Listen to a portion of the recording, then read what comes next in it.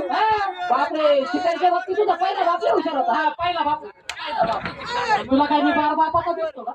शिकारीच्या बाबतीत तुमचा पहिल्यापासून बाप लय हुशार होता. पहिल्यापासून माझा बाप हुशार होता. म्हटलं आपण सुद्धा आजोबांचं वडिलांचं नाव चालवलं चालवलंच पाहिजे. आपण सुद्धा शिकार केली पाहिजे. केली पाहिजे. दुकान सारख्या गावात कवर फिरायचं नाही. बरोबर आहे का नाही? बरोबर. मग डोक्यात खटकाच बसला पंकज. बरं. हा ना, आता 8 दिवसापूर्वीची गोष्ट. आत्ताची पहाटे 4ला उठलो. हा आणि ती आजोबांची जुनी तलवार काढली. कांदे कापायची. कांदे का हॉटेलवाला होता का तू?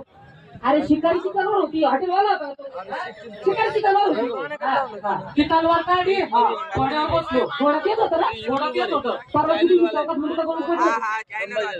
अरे आज शिकारीचाच घोडा होता. सारं खेड्याच्या यात्रेतून आणलेला होता. अरे आज शिकारीचा घोडा होता. तो वरतीचा घोडा होता. मध्ये बोलू नको ना.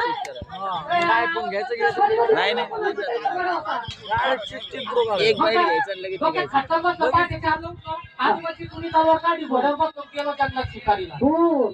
घोर अरण्यात गेलो. हा. दिवसभर फिरलो. हा. पण मला काही शिकार सापडलं नाही. अरे अरे शेवटी नाराज झालो. आणि मग संध्याकाळी घरी परत येत असताना नदीच्या काठावर करवंदीच्या जाळीत एक वाघ झोपलेला होता. अरे अरे झालं काय?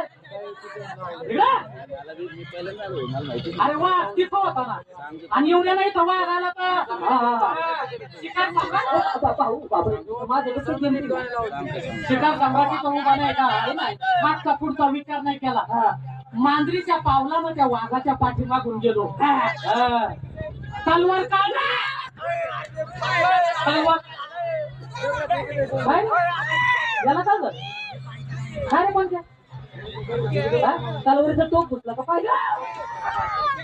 इकडे अरे त्या टायमाला माझी भूमिका काय होती? अशी कोणती भूमिका ही मारून टाकशील नाही का त्याला? सिरियस भूमिका होती. वाघ झोपलेला होता. भरपूर मांजरीच्या पावलानं वाघाच्या पाठीमागून गेलो.